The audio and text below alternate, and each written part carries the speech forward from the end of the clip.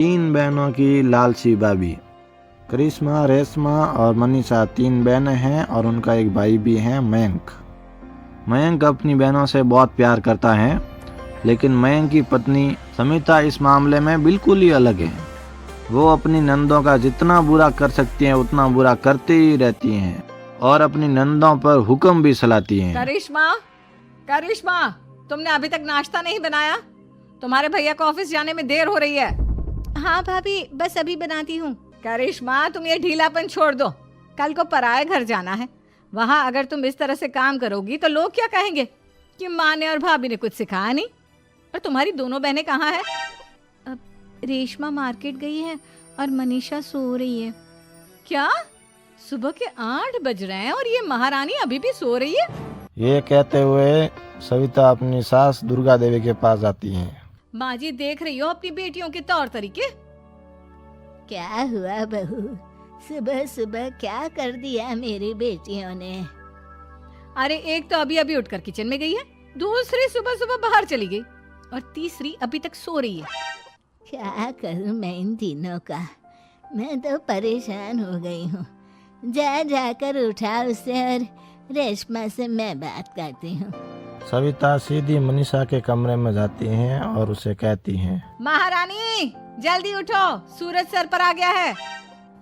भाभी थोड़ी देर और सोने दो ना, मैं रात को लेट सोई थी। वो क्या ना, यूनिट टेस्ट चल रहे हैं। शराफत से उठती है या नहीं, या फिर पानी की भरी बाल्टी डालूं तेरे ऊपर? नहीं नहीं भाभी, मुझे बिस्तर में नहीं लाना, उठती हूँ मैं। मनीषा जल्दी से उठकर बाथरूम में चली जाती हैं। सभी आराम से नाश्ता कर रहे थे, तभी रेशमा बाजार से कुछ सामान लेके आती हैं। रेशमा को देखते ही सविता उसके ऊपर बरस पड़ती है। लो, आ गई महारानी। ऐसा भी क्या सामान लाना था जो सुबह आंख मलते ही बाजार की तरफ रवाना हो गई?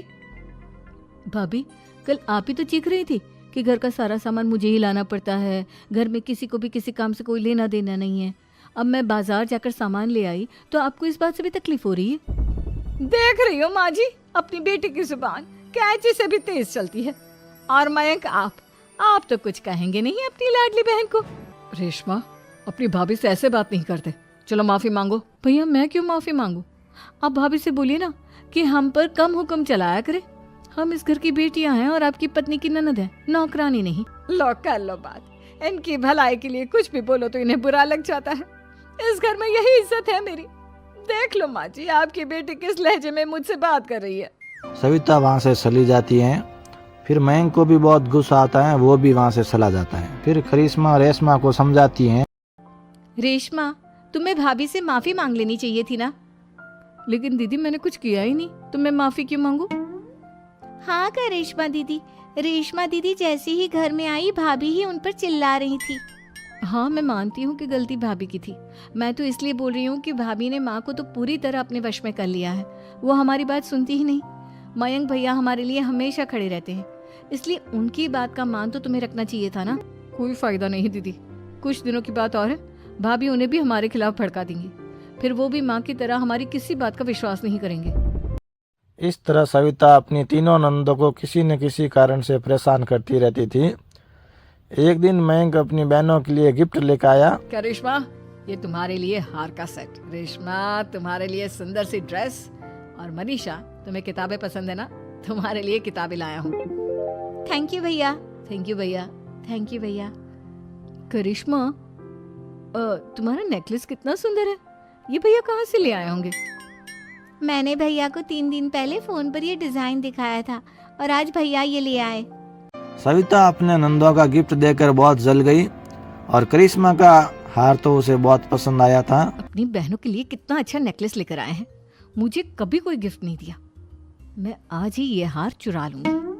रात में सविता करिश्मा का हार चुरा लेती हैं और इसी तरह उसे नंदों की जो भी चीज अच्छी लगती थी वो उसे मांगती नहीं थी, बल्कि उसे चुरा लेती थी। इसी तरह दिन बीते गए और सविता ने मयंक के दिल में भी उसकी बहनों के प्रति नफरत पैदा कर ली थी। एक दिन मयंक ने बहनों के लिए रिश्ता ढूंढा और ये बात सबको बताई।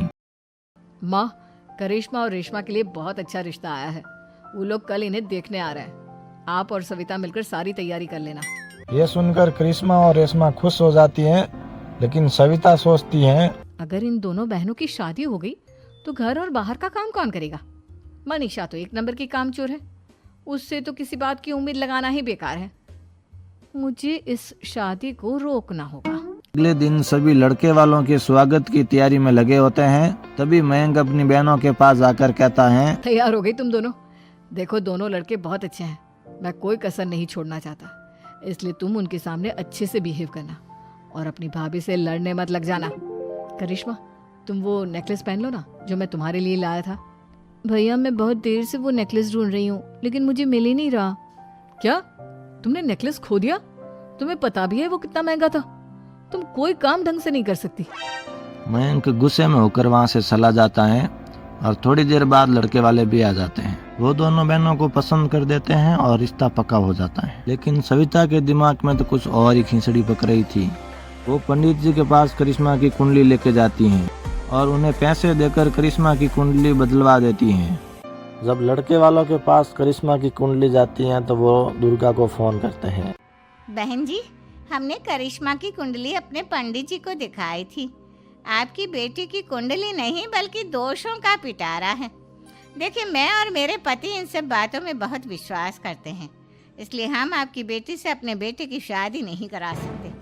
इस तरह करिश्मा का रिश्ता टूट जाता है और सभी घर वालों को बहुत दुख होता है।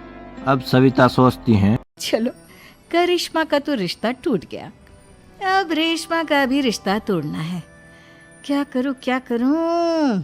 अब सविता आवाज बदलकर किसी अननोन नंबर से रेशमा के होने वाले ससुराल में फोन करती हैं। हेलो, मैं कौन हूँ कौन नहीं ये आपके लिए जानना जरूरी नहीं।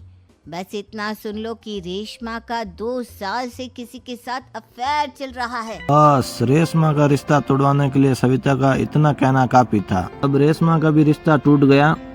मयंक और दुर्गा देवी ने रेशमा को बहुत खरी खोटी सुनाई। उसे बार बार उस लड़के के बारे में पूछने लगे। आप दोनों मुझे क्यों परेशान कर रहे हो? अरे कोई लड़का होगा मेरी लाइफ में तो मैं बताऊंगी ना। जब कोई है ही नहीं तो कहाँ से लाऊं मैं कोई लड़का? तो तेरे होने वाले ससुराल वालों को फोन किसने किया था? माँ मैं नहीं जानती किसने फोन किया था, मैं सच कह रही हूँ। मैं तो पहले ही कह रही थी इसकी लगाम खींच कर रखो, लेकिन मेरी सुनता ही कौन है।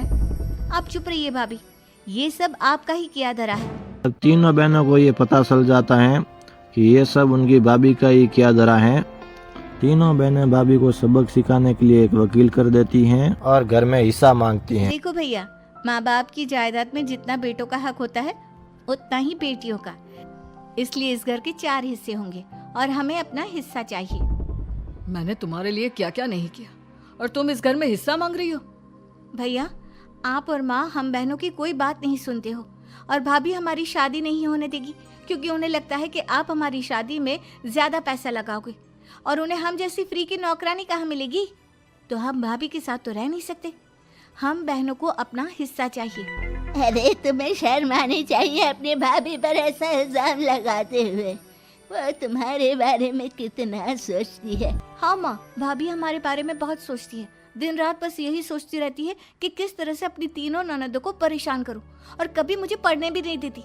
दोनों बहनों का रिश्ता भी तो इन्होंने ही तोड़वाया है और रात में हमारे कमरे में आकर हमारी चीजें भी चुराती हैं। इसी तरह सविता की तीनों नंदें अपनी बात पर अड़ी रही। अब कोर्ट में तारीख भी शुरू हो गई। जब सविता को लगा कि उनकी तीनों नंदें अभी आसानी से नहीं मानने वाली हैं, तो उसने अपने पति और सास को सारी सच्चाई बता दी। अपनी तीनों नंद से माफी मांगी। दुर्गा और मयंक को भी अपनी गलती का एहसास हो गया। अब सविता खुद करिश्मा और रेशमा के लिए अच्छे लड़के ढूंढती हैं और उनकी शादी करा देती हैं। मोरल ऑफ स्टोरी यही है दोस्तों कि हमें हमारे लिए खड़ा होना पड़ेगा। जब हम खुद अपने लिए खड़े होंगे तब हमें सब मिल जाएगा। दोस्तों चैनल को सब्सक्राइब कर लीजिएगा और कहानी अच्छी लगी हो तो वीडियो को लाइक कर दीजिएगा और वीडियो को शेयर कर लीजिए दोस्तों अपने दोस्तों के साथ।